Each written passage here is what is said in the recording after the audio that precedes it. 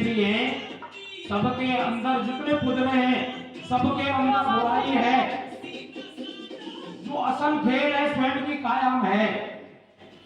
जिसके जाप के लिए सोहम नाम का जाप करना है, सो मन वह एम मन में, ये अलग पुरुष तू है, सोई में हूं, यानी उसी का अंश है जो बोल रहा है। इसकी कभी मौत नहीं होती है। कहते हैं कोई फलाना की मौत होती है। ये काया 5 तत्वों की है। ये काया प्रकट होती है और काया विलीन होती है। 5 तत्व जहां से आते हैं सारे तत्व अपनी अपनी जगह पर चले जाते हैं और बोलता पुरुष भी अपनी जगह पर चले जाता है।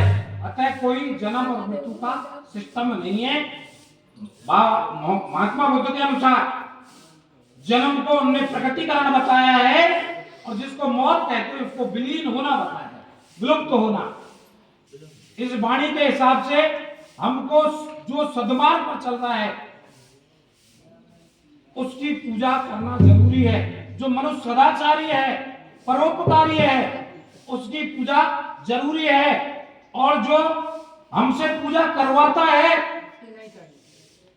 और सभ्यता में दोगला व्यवहार करता है, हमको पंजूरी और केले देता है, खुद मेवा मिष्ठान खाता है और हमको असल ज्ञान देने की कोशिश नहीं करता है, तो वो पूजने के योग्य नहीं है। संत ही पूजने के योग्य है। संत कब बनता है? जब संसारिक संबंधों का अंत कर लेता है।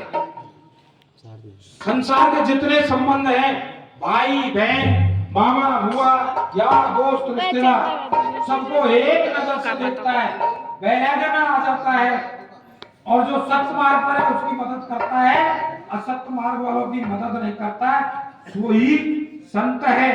इस ज्ञान की शुरुआत इंद्रियों के बोध से होती है।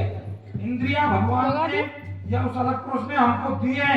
आंखों से हम देखते हैं, दृष्टा का काम हमारा है, करता नहीं है हम, करता अलग पुरुष है। कौन क्या कर रहा है और क्या पा रहा है? जो बुरा कर रहा है वो बुरा पा रहा है और जो अच्छा कर रहा है वो अच्छा पा रहा है। हम इन आंखों से देखें।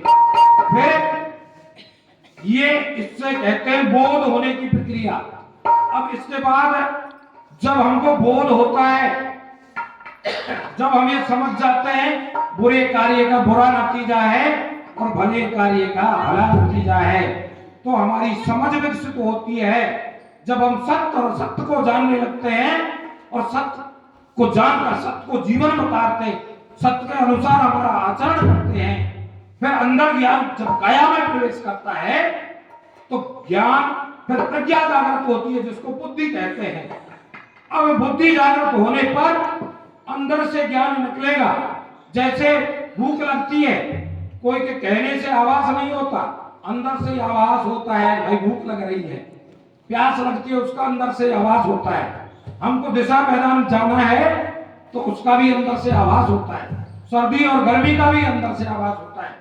अतः जब हम उस सत्य को स्वीकार कर लेंगे, जीवन में स्वीकार करने के बाद आचरण में ढाल लेंगे, तो अंदर से ऑटोमेटिक ज्ञान निकलना चालू हो जाएगा, जिसको आत्म ज्ञान कहते हैं।